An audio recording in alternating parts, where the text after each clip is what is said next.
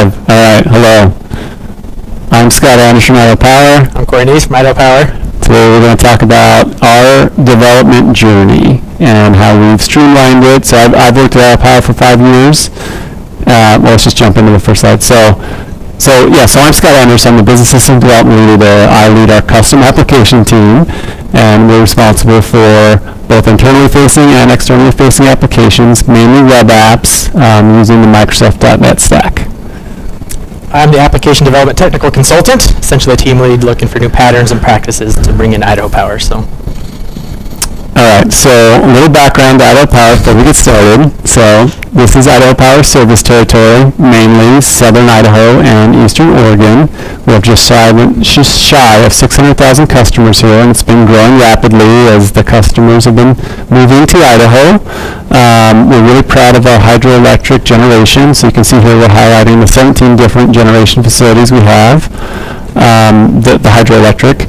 And this slide here shows our generation sources, and it is mainly hydroelectric. You can see we have wind, solar, some coal and natural gas and things in there. But overall, we're really proud of our clean energy mix, especially when you compare us to the national. So we have a much cleaner mix than most utilities, which helps keep prices low and consistent power, which is great. Okay, so I've led the development team for just over 5 years at Idaho Power. When I first started, there were some things I noticed. One was that each developer worked kind of in a silo. So when they developed an application, they all looked a little bit different from each other. They were kind of done to their own coding standards, maybe even using different technology at times, which then made it really difficult to support each other's code. Right? If one developer had to jump into another developer's code base, they essentially had to learn how it was done. Made it really difficult. So we were just barely keeping up with the work that we had. We weren't spending much time on efficiency and automation and those things. And then overall, things took a long time. And I noticed that we had our developers spending a lot of time in meetings, like doing requirements gathering and things like that, not doing what they do best, which was writing code. So we did a few things to change that. So 2 key pillars of our development strategy was working in standards. And so it was standard development processes, but also standard technologies. So I'll go into this a little bit. Into some of those technologies we use, but working with these standards really allowed us to work much more as a team. And so we're able to collaborate a lot more, multiple developers working on a project. If one developer needed to support a project that they hadn't been in, they could, because they're going to know the structure of the code. They may have to learn a little bit of that business logic of that application, but they know where to look for those things. One of the other things we did was we add some analyst roles to our team, and I'm going to show kind of our team structure here in a minute, but having an analyst on the team really allowed us to have them focus on the things they do well, which is that requirements gathering, working with our business users, doing that process improvement, wireframing, all those things up front before it got to the developers, and then the developers could focus on what they do best, which is writing code and those things. So today's presentation, we're going to focus on the Azure Devops tools and how we've used that for the standardization and teamwork, but it's still really those 2 big pillars. So right now, this is basically how we have our team structured. So we have a number of different pods. We kind of have we use colors. We have a green team and a red team and a black team. And typically it's an analyst with a group of developers there. And so they're kind of based on either they might be project based, they might be working on a specific project, or kind of have a business users or apps that they kind of focus on. That's how we've kind of done that. And then we do a rotating support. So developers on support for a week, and each pod does some level of support, but when that person's on support, they're there to watch our support queues, kind of spend extra time looking at our monitoring tools, try to catch things before they become bigger problems. And we just do that as a rotating role. And again, because we've standardized so much, they may be supporting an application that they're not as familiar with, but it allows us to do that much easier, which has been good for us. This is a little bit of background to our technology framework. So I think I mentioned earlier, we're .NET based for the most part. Fusion Transistor and Titan Atlas are just the code names we've given our frameworks. They're very similar. One is the internally focused, kind of like themed for our internal look and feel. The other is for our external look and feel. Both have the front end, which is, for these are all web-based, so HTML, CSS, JavaScript, and then they both have the back-end API layer, REST-based APIs. And the kind of so what behind this is, I already started talking about the benefits of the standardization, but really by having these frameworks and these standards, there's quite a bit we get out of it. I mean, there's a known technology stack we're starting with. It's modern because we've recently designed it. We get so much out of those APIs. We have the reusable microservices. I mean, I'm sure I'm preaching to the choir here. You guys all know this stuff. A consistent user experience. As we build apps now, there's less guessing of how should a search screen work. We've done it a bunch of times. So we have examples. Users get used to this is how applications work, and so that made it much easier. We're able to spend time because we have these standards on automating things, and Corey's going to show a lot of that, what we did with DevOps, but we've automated a lot of our code deployments. It is available to all developers in our organization. So my team is kind of the main custom development group there at Idaho Power, but we do have some that are embedded in business units, but they are able to leverage the same technology stack we use. So they can hit our APIs, or they can develop APIs that they need, and they're usable within the application or within the organization. Secure applications, because we have these standard frameworks, our cybersecurity department has reviewed them, they've signed off on them. Every application we write, we're not having to redo the same security standards. They've signed off overall, and so unless we introduce something new to the framework, we're good to go. That really helped. It is scalable, so we can kind of scale up with servers or however we need to do those. But again, kind of the so what, I mean, that all sounds great, but I mean, ultimately we think like this makes us more sustainable. We're able to support these applications better, move at a faster pace, and then just deliver more value for our organization. But enough of the jargon. Corey's going to get into the details of how we do this stuff. Yeah. Yeah. All right. So my name's Corey Nease again. I'm in charge of new technologies and patterns and practices, and I've been with the team for a little less than a year now. So I've been using a lot of the stuff that Scott's team was using. I've been at Idaho Power for 5 years, and now I'm embedded in the team and starting to kind of see if we can make the DevOps and some other things a little better, a little more streamlined. And it's going great too, everything that was there before. So before everything, when Scott first started, they didn't really have any kind of source control. It was on servers, it was on file shares, Some TFS, it was just not consistent. Just everywhere, right? So they were looking for one centralized location to kind of do everything, right? Source control, they wanted an ability to do work items and keep track of tasks, all that. Scrum board, everything. So they looked at Atlassian, and I think that was okay. They looked at TFS on-prem, and that didn't work either necessarily. Yeah. So they found Azure DevOps, and it kind of had everything they wanted plus a little more. So you can do source control. You got pipelines for your CI/CD. You got work items to track your tasks and all that kind of test plans so that you can actually do manual testing pretty easy, or at least have steps to do manual testing. So they decided to go that route. It's been working out pretty good. Which one? Next. There you go. All right, so the first one is the boards. So this is where you start. You develop tasks, or the tasks that you're going to work on. You put them out here. The BSAs will go out and create the work items based on the requirements that they get from the users. Before, what they were doing is it was just kind of Wild West. Do whatever you want. So some people had their own backlogs. Yeah, there was nowhere centralized. It was just, hey, you're doing your own thing. This person's doing their own thing. What are you doing? Nobody knows. So having these work items in one central location works out pretty great because now, you have more. You can see what everybody's doing.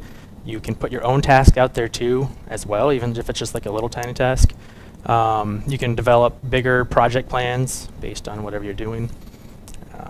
Anything else? Yeah. No, I mean, it's been really great. Just the visibility, yeah. Yeah. You can do burn downs and everything too if you want to. We haven't really used that too much. It depends on the project. So some project that needs more planning and requirement, we're better about putting an effort on each story, tracking that burn down, using the story points for the planning when we're doing sprint planning.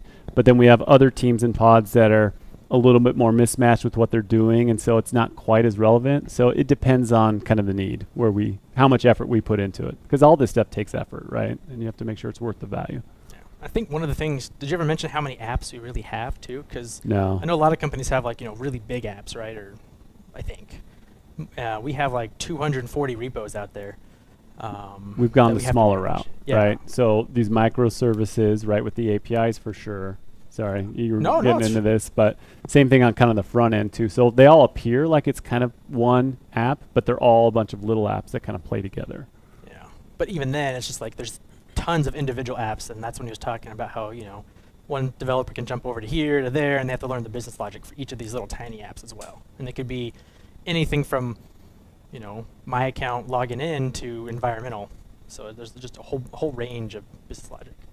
Do you use much of the feature and Epic type of breakdown to track product catalog items across teams? On the larger one. So right now we're rewriting our My Account portal. This is our main portal for folks to log in and pay their bill and stuff. So in that one, it's a long project where we're doing the effort and the burn down. So we have clearly defined epics and features there. On some of the other boards, we don't. So it just depends on. Do you guys use it yourselves? We try to. It's mixed. We try to use the delivery plans to kind of visualize when things are going to roll out. But getting the epics and features and getting them to roll up across teams is Right. difficult. Right. Yeah, we've played with delivery plans. I wouldn't say that we're experts at it either. And we're trying to figure out, does it add the value, right? Because it looks pretty cool if everything It's up to date. is lined up. Yeah, especially across multiple boards. Yeah. That's pretty sweet, but yeah. Nice. All right. So after we get the work items, the tasks that we have to do, we need to, create code, and we decided to go with Azure for the Git repos as well. Before, I think I already talked about it, but code was everywhere, so having it all in one centralized location works out pretty good. You can search through the branches for code if you need to. You can do, see the history of everything. You can do pull requests, so you can, everybody can look at the code and. Are you guys using the pull request process? Oh, yeah. That's great. Yeah. Yeah. So that was kind of a. Isn't that one of the example Power BI reports for Git history? So what this one is showing, I can't remember if we custom did this or if this was out of the box, but this one is showing like, this is a way for like the manager to see who's doing pull requests. Is somebody not pulling their weight with pull requests? So we have how many of the team? Half the team that does the pull requests. I think most of the senior level devs do the code reviews and whatnot. And so this shows a lot of that stuff like check-ins and also like who's doing PRs, how long PRs take, some of that stuff. That's okay report.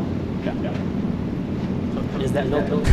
I can't remember. Well, Or it looks really similar style-wise to a lot of the template reports that Microsoft and open source communities published. I Yeah. didn't know if you guys were working. I can't remember if we did it or if it came out of the box. Right. Yeah. So get code reviews has been great because we can review code. We have Scott said, senior developers kind of looking at all the changes that happen. We can look at security issues or if there's passwords or anything saved off on the code.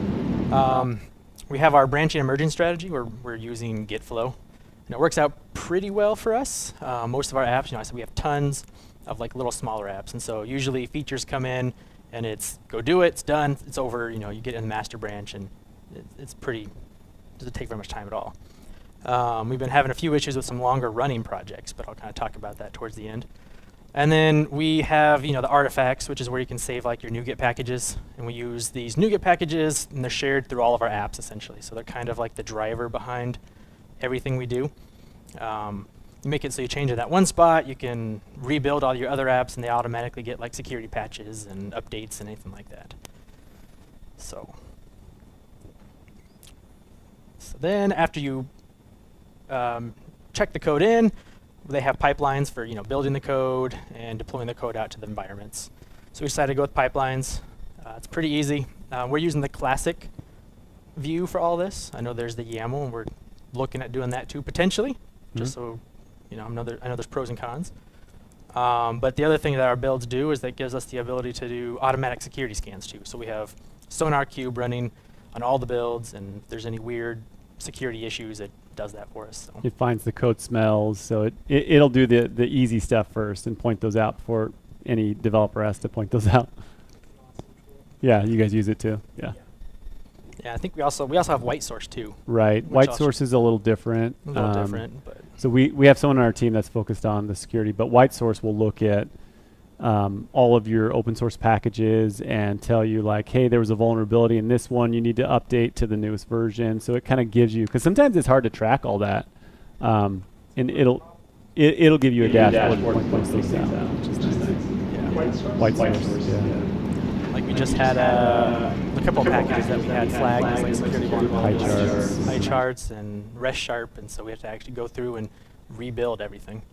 Right. So because there's pretty high security vulnerability. Yeah. So it's kind of nice.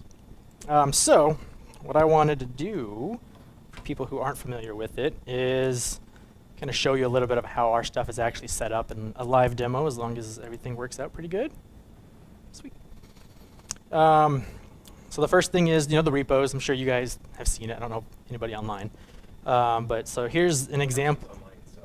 Your team's online? Yeah. Do we have right now? Earlier there was two viewers and there were us, So they're all familiar. I mean, one of the nice things about this, I mean, you guys are all familiar, but like having this web interface, being able to search across them all, it's so great. You don't have to download code. You can figure out, where do I need to look for this You thing? can make changes in the UI if it's a small change. We don't typically do that, but you can. You can. The method calls are even in the same project. You'll do navigation from a method call to another class from that search. Right. It's just so good. Yeah. That and search across all the repos. You find like an error message and you're like, where the heck is this? So. Yeah. So yeah, I mean, you can search for whatever you want in here. What was it again? It was security. Did you have I don't know. dynamic.core or something? Let's look at security. Let's see what we got. Hey, look at that. We've got a get ignore file. But you can see it's in all these different repos that we have out there. How do you guys break up your projects? Are your organizations? Are you one organization, multiple projects, or what's your strategy for projects? That's what we do. So I don't know if we're 100% following Microsoft recommended with this, but yeah, we're one organization, multiple projects. We have almost all of our code in one project. So we have an enterprise dev. There's a couple other ones, but for the most part, it's all in there. So all the pipelines, the code scanning, everything's built into that one. We'll use other projects for boards. So sometimes we'll have like a project that's going to run for a couple months, and for some reason we want a new Scrum board for that, and so we'll spin up a project. We don't put the code in there. The code's still in our enterprise dev project, but the Scrum board is in there. We've been talking to Microsoft, and I think you can do a lot of that within the same project, and we didn't even realize it. I don't know if we didn't realize it or they didn't used to have it. What do you guys do? Similar, most of our repos are centralized into a single shared central project. In the case of like utilities or one-off projects or proof of concept code bases, those go into separate projects based on what type of work they are, but all of our production code is in the same project. I think we do that too. We have a lot of POCs out there that I've noticed. We have some POCs. We have like a little legacy group where it's like an older code base, that. These areas inside of our boards. Okay. To divvy up between the teams, so you can get your own board view. Okay. But they're all in the same project. We just started looking at that a little bit. We haven't. You guys like using that? It works great. Okay. I haven't noticed an issue. Okay. It's easier than a new project when you need a new board. Yeah. Because you also get to lean on the fact you're sharing a backlog with everyone else. Right. Each area has their own backlog. But it makes linking and moving work items around a lot easier inter-project than between projects. I can see that. Yeah. That's why we kind of started looking at it. I don't think we knew that it was possible. And then it was like, oh, yeah. It's DevOps. It's all completely transparent. Yeah.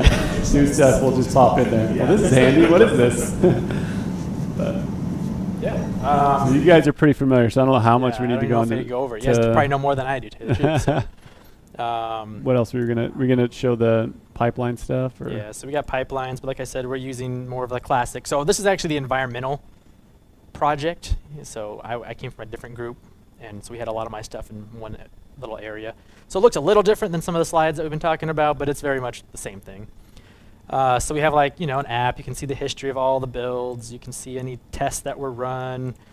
You can see any warnings if you have anything. If you wanted to, you could dive deeper into the build and see what happened, if there's any errors or anything. I'm sure you guys know. And then every time a build happens, you can kick off a release and automatically deploy an environment, and then you can push new environments manually if you need to, or based on flags and stuff. So when your code's checked in, it passes the code review, it automatically deploys to dev, and then we have a gate that will, you manually push it to test, not manually, but you push it to test or production. And then of course, like, we have a change management process at our company to go to production that's a little bit outside of this, but this just automates getting everything there. Same. So it's a button press for the business users when they decide they're ready to go. Okay, yeah. you guys don't use like approvals in Azure or anything? Oh, yeah, we use the approval gates. You do? Okay. We don't really use any of the tooling that they provide to handle the change approval processes. It's done outside of that. It's all external to Yeah. business users requesting the button to be hit. Right. There's our pipelines. Talk about test plans. We started using those recently on the My Account project. Yeah. It's worked out great, for the few Do you test guys- cases we do have. Do you guys use those? Yeah, Yes. it's more for manual testing. Right. So it depends on how much testing you guys have. If you have a lot of unit tests and integration tests, then maybe you're fine. Right. Yeah. So it's more the manual tester that like our business users would go through. But one thing that we found is nice is, so we've done that process outside of Azure DevOps for quite a while. But it would be more kind of like a project management office, like saying, like, here's the test plan, and it'd be maybe stored on a SharePoint site somewhere. Everyone forgets about it 2 years from now. Having them in here linked to the boards, we recently had to do a .NET patch, and someone had done a really nice test plan, and so we're like, oh, like, this tells us everything we should test. And it was really handy because there was, like, I generally knew the application, so I was kind of doing some testing, and I was like, oh, I kind of forgot about this scenario and this scenario that were all just listed there. So the fact that they were kind of there and easy to see was really nice. Again, it's still the manual side, but it's just like it's all documented where we live, right? Our dev team lives in Azure DevOps. But And then we use the wikis. So yeah, you that's guys been using nice. those too? Yeah. We like the wikis for a lot of that stuff, right? We keep our technical documentation for our own dev teams there, but we're trying to document our business application logic in there as well. Our business users aren't in there as much, but it's even just for ourselves, supporting it later on. Like, what is this thing supposed to do? How does this work? And we have it set up so any developer can change it, and there's history and stuff too. So For the same, but we also publish release notes into it as kind of like historic, just dated folders when releases become release candidates. Okay. It gives a history of those release candidates notes that can be referenced back to.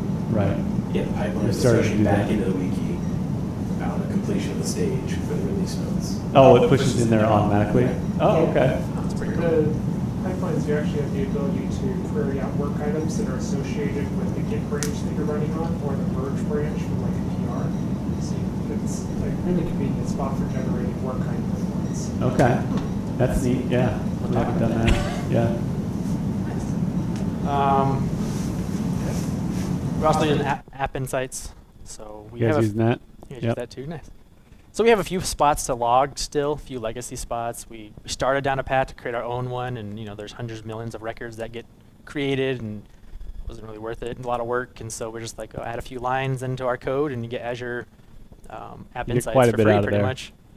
A lot of good So- metrics, a lot of good error reporting. Yeah, you can dive into all the bugs and what happened, the whole chain. Create some dashboards. So we have some dashboards now that when our support developers on, like, they're kind of looking at those. And we also have an ops center that we've kind of given to them. Like, if you see certain things here, you need to alert somebody. So. We have some automatic alerts too, don't we? And we have some automatic alerts too. Yeah, true. Yeah, I don't know if you guys have played with that, but there's some pretty advanced stuff. We're kind of just dabbling in it, but we're with Event Hub and some of these things. Like, if you see so many things within a time frame, do this API call. Actually call this support phone, do some of those things. So pretty cool. Super powerful. Yeah, I think there's like a lot more there than we even really understand. Same. Yeah. Yeah. All right. Oh, yeah, I forgot there's pictures. Yeah. All right, so there's the metrics. there's like a Errors. failed error that you can drill into and see everything. So, and then I said we had a few opportunities that we're trying to work on. Like our code base is getting large. It's hard to manage all the new projects, and when a new .NET Core patch comes out for the security stuff, we have to go and potentially rebuild and redeploy all 240 apps. So we're using the classic pipeline, which makes it a little tougher because you can't automate it as much unless you use the SDK. So I've started playing around with the Azure SDK to actually automate, retagging and rebuilding and repushing and all that kind of stuff. But, huh? Good luck. What do you have some of those same issues, or what do you do? Is it better with YAML or no? It's a little bit better because you're dealing with Git triggers rather than having to shuffle through DevOps' API. Okay. So for if you need to programmatically update a pipeline, one option is you update the template that all these pipelines inherit from, or you can even just run a bash script, check out the files locally, do your manipulations, and check them back in as part of the automated process. Okay. With the YAML ones, or? With YAML, yeah. So I'm doing something similar too with that. I'm checking out like CS proj files and updating things if I have to. Oh, yes. But not the pipelines themselves. Yeah, it lets you manage the pipelines the same way you manage code, Which makes it's so nice. nice. We'll look into that because I think it could be helpful. And then we also have more people using the internal framework itself, and so creating new repos and new pipelines and new all that kind of stuff with all the policies that are required for each branch and everything is kind of a pain.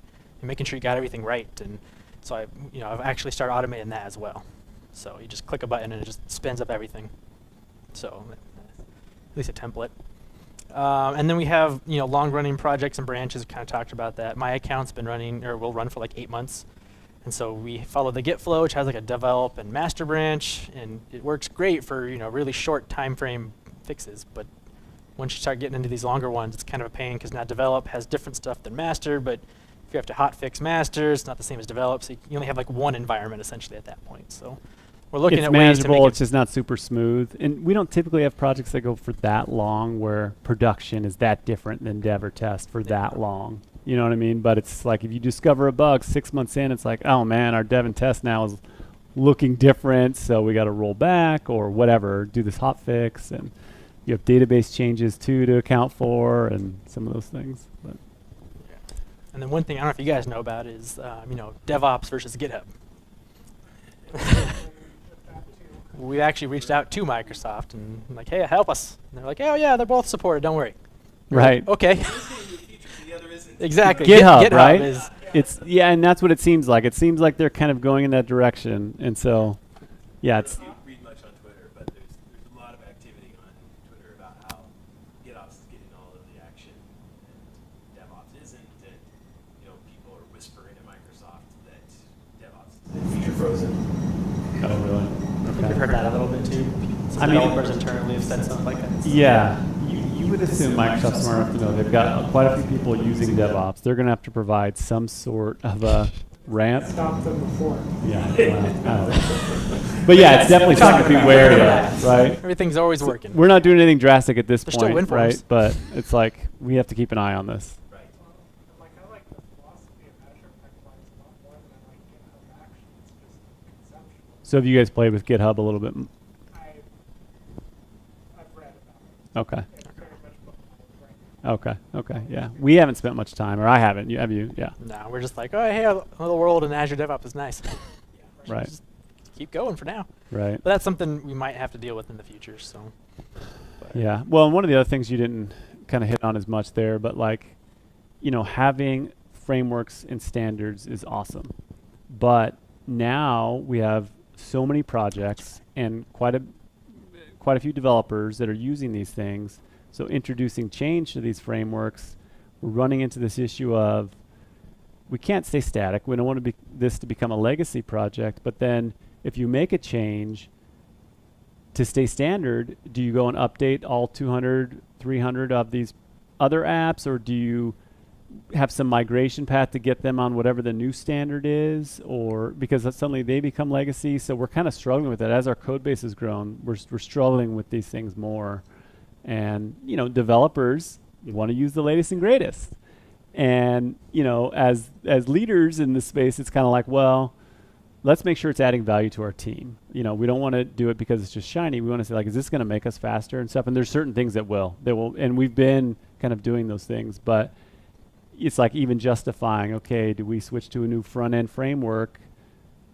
How much more efficient are we going to be? Like, because it's a lot of work. Because then now, what do we get all our older apps upgraded? And of 5 teams to go do this upgrade across how many hundreds of repos. For how long, right? Tell the business, hey, we're going to take a 6-month break. We're not going to do anything for 6 months. They're not the same when you come back. Yeah, exactly. We won't notice any different, though. It might even be more expensive if the new framework's less compute efficient or has a higher payload size. Right. It may cost you more money on egress from data center and hosting costs. Right.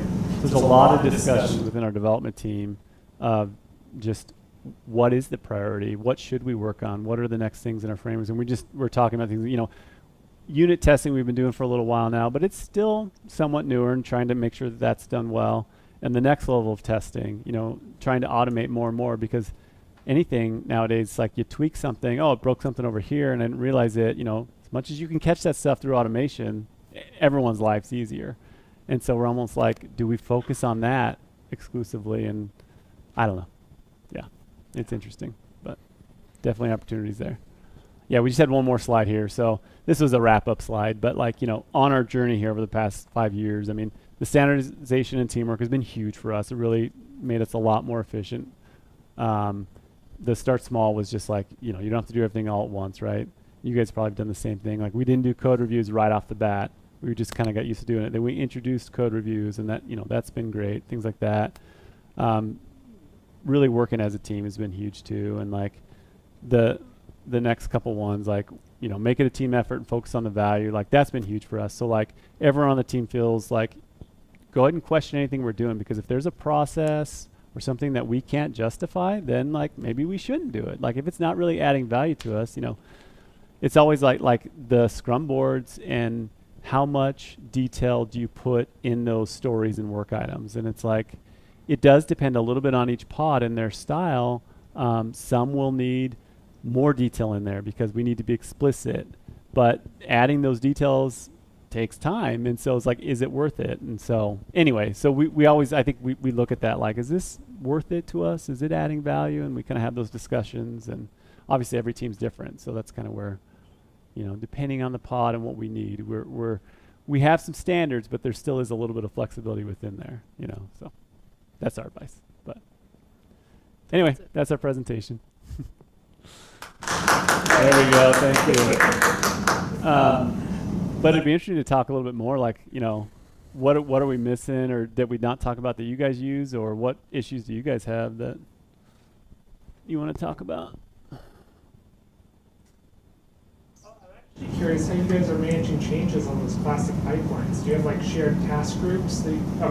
Yeah. But aren't those siloed per project? They are. All of our code is an enterprise dev project. Oh, right. You're all, except for your proof of concepts, and you don't need your shared template. Okay. So that actually is part of the reason why the code's in there too, is because we can't share across projects easily. Right? Yeah. And that's really helped the changes to we're upgrading from net core 2.1 to 3.1, trying to get before everything goes away from support. Right. And you can change that one task group, and now it'll impact all of our systems.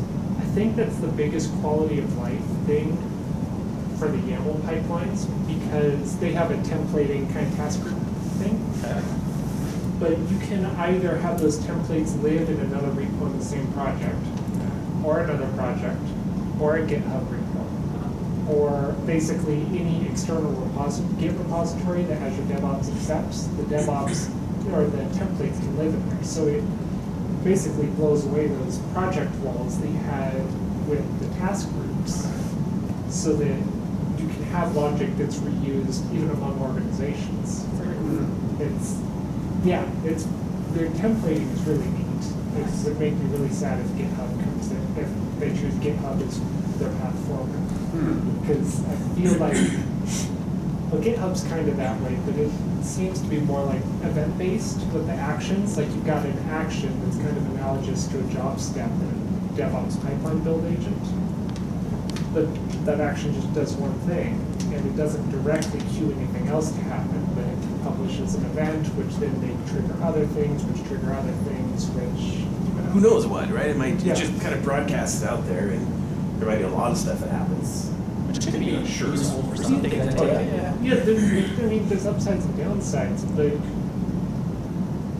I don't know that I like the idea of deployment pipelines being event-based. Yeah. Or a series of event-driven processes. you want to because do one after another instead. how do you revert that? How do you pick and spot in your event chain where you say, okay, we roll back from here? Because all your logic isn't centrally located. But I mean, there are upsides too, because I'm sure it makes you a lot more flexible, and then you can just throw another action into your release pipeline set of actions. So you're done. Yeah. Do you connect your Azure resources into your release deployments? In the pipeline itself, you can you can add a resource in there, and then you get the linkability into like that environment. Like where we're going to deploy to. Yeah. Like have like the actual, it has to have a SQL server, has to have like the stuff installed. Well, and just in the deployment, like we link in all our Kubernetes clusters, right? And so if we have a deployment to a Kubernetes cluster, we can drill through the pipeline failure. The classic pipelines don't have the environment functionality. Oh, okay. Never mind. So the YAML pipelines, if you notice that environment slot under pipelines, so that's how they kind of define, I think like the classic release pipeline stages. Okay. Those environments are stages for many release pipelines. So you can have a prod, like Idaho Power prod, and that's Idaho Power's production, public-facing environment. Okay. Every release that releases to that environment, you associate to it. And they all share the same approval gates, the same code review policies, the same tagging and branch policies. You can encapsulate all that logic in one spot. But that one is siloed project to project, so. And we do that though for those task groups as well for releases. You can now. Oh, they I don't think you could before, yeah, because they actually had them all manually, like each one. Yeah. And now, yeah, we do use the task groups for the releases. They aren't Nice. called task groups too. You can't do it, that's how we did it. Nice, that's great. I have another question. So we're using DevOps all stuff, but then we deploy to on-prem servers. So we're not deploying to the cloud. We have some stuff in the cloud, not much. That went a little school when it comes to that. We're still getting there.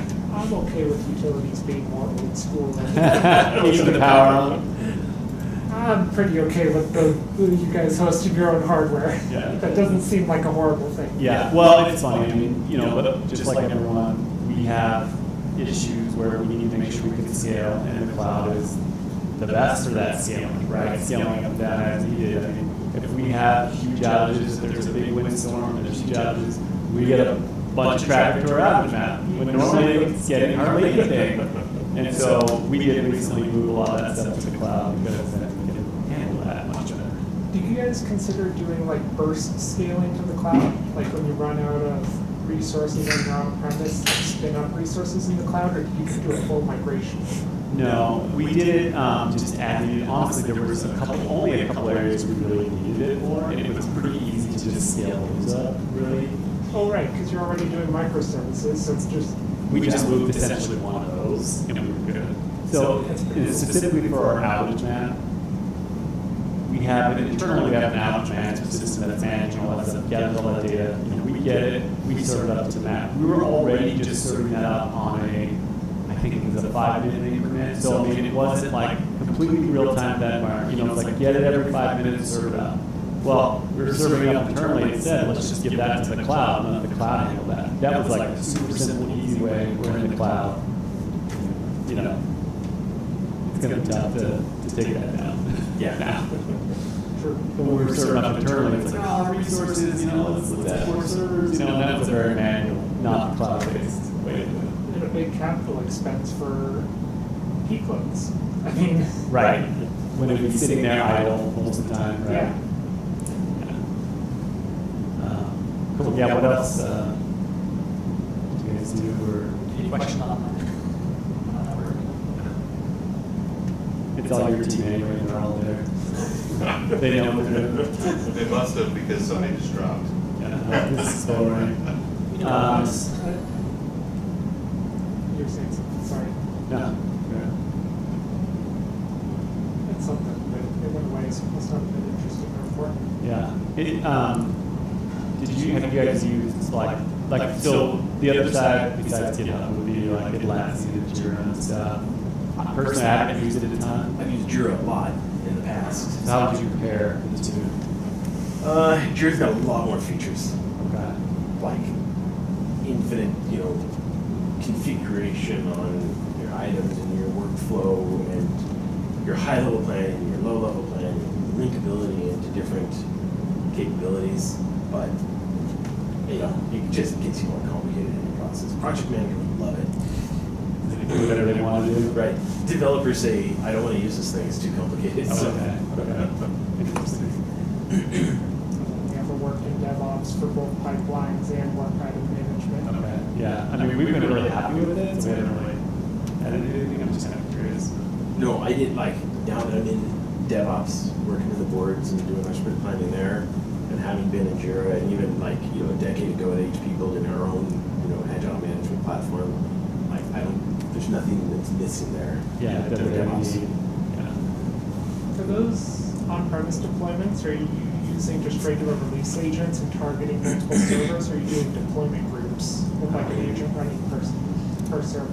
So we're actually just deploying as like a batch script, a PowerShell script onto our servers. Okay. So we're not even using agents. Oh, you just are manually dropping into a file share or something? Yeah. Actually, in environmental, I actually did do that on my. I had three servers returning. Yeah. I didn't have agents running on them, so whenever the release kicked off, we just push on the agent. Which is kind of nice because you can spin up a new one. It's just easy to push it in. You Yeah. don't change anything. So most of your releases are just, the release pipelines are just like dropping a file artifact somewhere, and then an ops guy runs a release script on the server to actually install that release? No, it actually pushes it to the server. Oh, It'll set up IIS. It's all suited to, yes. If IIS is not set up, it'll do that. It'll set it up, and the pool and all that. So, I'm coming from the cloud-only deployment ideal, which is, no, I'm just dumping my files there and I'm done. And then there's more complexity that goes on with the management of the server. right. It's not too bad. Right now, we just add new servers to the task group, centralize one if we need to. So it's still pretty easy.